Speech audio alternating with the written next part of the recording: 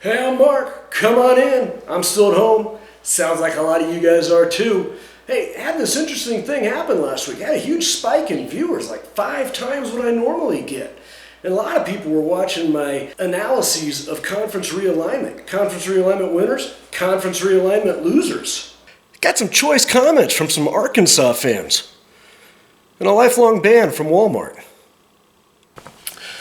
I don't have all the answers. I'm just a lonely history teacher trying to make his way through life. With that being said, I will press on. Today, let's take a look at what might be the future of college conferences, with a new realignment scheduled to come in 2023 and 2026. I look around YouTube, I see a lot of conjecture about who might be a good fit for the Pac-14 or the Big 16. Where's BYU going to go? Or Cincinnati? Or Boise State? I think realignment might go a different direction than some people think. I think we need to think outside the box. You know what? Let's be entertained while we're quarantined. Let's go rogue. A few years ago, Boris Johnson led a movement to remove Great Britain from the European Union. Brexit. He succeeded. And now he's Prime Minister. What the crap, Haggard? I tune in for sports analysis and you're giving me foreign policy notes. For some reason, college presidents and conference commissioners have this idea that bigger is better. I submit to you that bigger is not better. Better is better. When the European Union was made up of Britain, France, Germany, and other strong Western European economies, that was fine. It was a good idea. When the leaders of the EU said, hey, let's bring along Greece and Bulgaria and Slovenia, these former communist countries that have no idea how economics works, that'll be a good idea. Let them share in all of our wealth. And the whole thing imploded. The Brits realized that their powerful economy, relative to the rest of the EU, was having to subsidize these weaker economies in Greece, Bulgaria, and Slovenia. The Brits were a net giver, while the Greeks were a net taker. No, the Greeks were never communist, but they were getting some pretty nice benefits for only working a 4-day work week. When the Greek economy went in the toilet in 2015, well, deeper into the toilet than it already was, the Brits realized that they were obligated to bail out a fellow member of the EU. The Brits didn't want to wait to see where their hard-earned money was having to go next. So they got out. Cool story, bro. But what does this have to do with college sports? I have always been frustrated with Notre Dame and on their insistence on being independent. I mean, how pretentious of them. We don't need a conference. We're good enough by ourselves. Well, in fact, they are. Why should Notre Dame share revenue from a TV contract that they have all to themselves with NBC with a bunch of financial also-rans? They should keep it all for themselves, no matter how bad of a season they're having. So my first history degree was from the Fresno State University.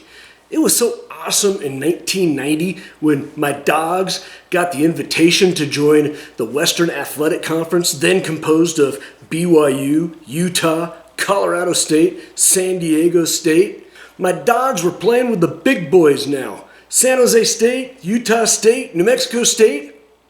So long, suckers. Follow the bouncing ball here.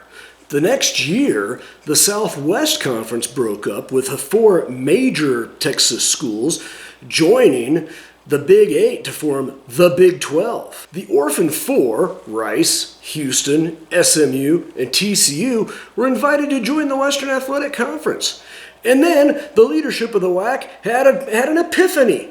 Let's get a bunch of schools from the Big West to join and we'll create a 16-team mega conference. The teams were divided into 4 quadrants. The teams would play the 3 other teams in their own quadrant, all the teams from a second quadrant, 1 team from the third quadrant, and 1 team from the fourth quadrant, and the quadrants would rotate year to year to year. And then a conference championship game, and then some minor bowl somewhere.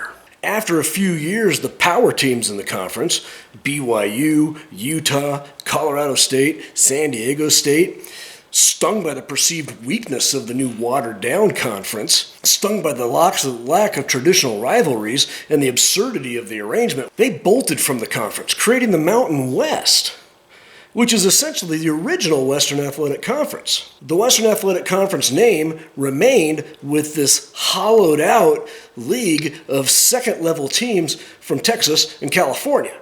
Then, the Texas teams bolted for Conference USA. The Mountain West had created its own Brexit, a Conferexit, if you will. Utah, BYU, Colorado State, they were tired of subsidizing a bunch of second and third-rate athletic programs. BYU had just won a national championship, and now they're stuck in a revenue-sharing agreement with Rice and San Jose State, the same way that the Brits were stuck subsidizing the Greeks and the Slavovians. Gah! Flash forward to the mid-2000s. The NCAA Politburo passed a diktat that said that a conference could only hold a conference championship if it had 12 teams. Conferences scrambled to invite their 12th members, 14th members, 16th members, divide them into two divisions, and have them play a conference championship game in front of a huge TV audience and a huge lucrative TV contract at the end of the year. In practice, this created an unfair playing field. A good team in a bad division would get a cakewalk into the conference championship game. On the other hand, a good school in a strong division might muddle around in mediocrity. The Big Ten East features Michigan, Michigan State, Ohio State, and Penn State. The SEC West features Alabama, Auburn, and LSU. As a member of the ACC's Atlantic Division, Clemson only has to beat two teams with winning records in order to get into the conference championship. By 2010, the success of the Mountain West had sealed its own doom, with Utah going to the Pac-12 and TCU going to the Big 12. The MWC went back to the WAC, picking up again a bunch of second-rate football teams to bring its magic number to 12 again. Brigham Young decided that rather than play in a watered-down conference and share its substantial revenue with San Jose State and Nevada Reno, they would go it alone as a football independent, kind of an LDS version of Notre Dame. Another victim of the NCAA's 12-term diktat was the Big 12. 4 teams were poached from this conference. It added TCU and West Virginia, but that still only brought it up to 10 members. Rather than water itself down with 2 more less-than-elite teams, the Big 12 decided to stay at 10 teams. In 2017, in a nod to the Big 12, the NCAA reversed its diktat that only allowed conferences with 12 teams to have a conference championship.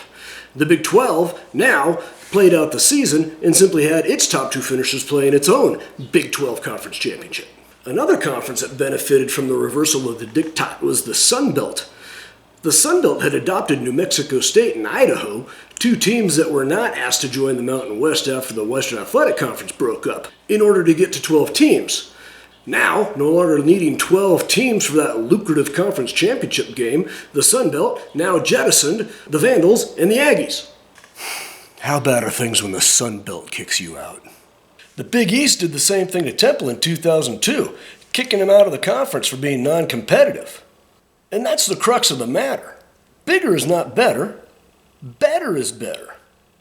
Oftentimes, less is more. It makes me wonder if there's some buyer's remorse on the part of these mega conferences that expanded so quickly. And considering the newly discovered drawbacks of these mega conferences, rather than seeing what school might be added, perhaps we should go counterintuitive. Someone's got to go. As a for instance, let's look at the ACC, the Atlantic Coast Conference. It is the largest of all the conferences out there with 15 teams. I'm certain that the ACC is proud that Clemson is a member of their conference and won another national championship. But at its heart, the ACC is a basketball conference based around North Carolina and Duke. It has 15 teams, and outside of Clemson, football mediocrity. You know who else was a basketball conference with 15 teams and tried to play football and had Notre Dame drop in once in a while? The Big East. And what happened to the Big East? I can see a meeting on Tobacco Road somewhere with the presidents of the original schools talking about the clunky 15-school arrangement of the ACC. What has it gotten them? a watered-down conference where the divisions are themselves de facto conferences. The ACC schedule works like this. Each team plays all members of their same division. They play one rival school from the other division. And then, every 6 years, they play one other team from the other division. Oh, and by the way, you have to schedule Notre Dame every year as well. Hey, let's look at the state of North Carolina, for example. North Carolina and Duke are in the same division.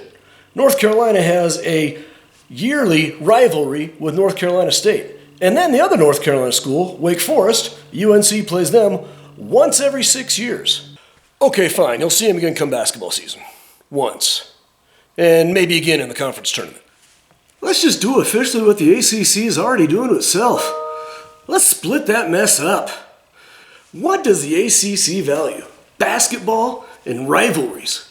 So let's keep the original 6. North Carolina, Duke, Wake Forest, North Carolina State. Keep also Clemson, you can't let them go. Keep Georgia Tech as a counterweight to Clemson. Florida State and its in-state rival Miami, and keep Virginia and their in-state rival Virginia Tech. Jettison the rest. The 4 leftovers from the ACC could be the foundation of a very good conference. Outside of Clemson, might be a better football conference than the ACC. Boston College, Syracuse, Louisville, and Pitt. Here's a soft landing place for West Virginia if it wants to leave the Big 12. The restoration of the backyard brawl. Then, to get the numbers up to 9, go get the 4 best members from the American Athletic Conference. Rivals from the old Metro Conference. A very good Cincinnati team and a very good Memphis team. Hey, we've just restored the Keg of Nails game. I want to say Temple for the sake of regional integrity, but I think your better bet is to go for Central Florida and South Florida for that Florida recruiting base and for conference strength. Now here's the big try. If I'm off my college football rocker, let me know in the comments below. The way that the Big Ten has prostituted Maryland and Rutgers to the TV market gods, why not jump ship to a conference that is much more competitive for them? Maryland burns its bridges with the ACC, so why not go to this new Northeastern Conference? Cincinnati, Louisville, Memphis, Pitt, good basketball there as well. But if fans of Maryland and Rutgers are happy getting paid millions of dollars to have their teeth kicked in every fall, God bless them. The Northeast can take Navy. Hey, just for fun, let's see what's left of the American Athletic Conference. From West to East, Tulsa, SMU, Houston, Tulane, and East Carolina. Let's bring those numbers up to 10. Louisiana Tech, Southern Miss, Alabama, Birmingham, each of which had successful years before being relegated to Conference USA, and they've all finished 1, 2, and 3 in the most recent years. Florida International and Florida Atlantic should round out the Gulf 10. Both rising programs in the Florida recruiting hotbed.